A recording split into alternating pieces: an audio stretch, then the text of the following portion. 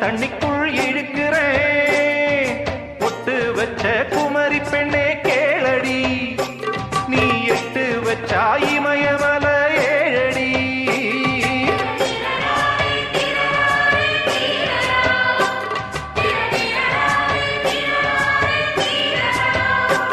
ஏய் அழற பொண்ணே கொஞ்சம் சிரிச்சு போடு, அந்த சிரிப்புக்குள்ள துன்பம் எரிச்சு போடு.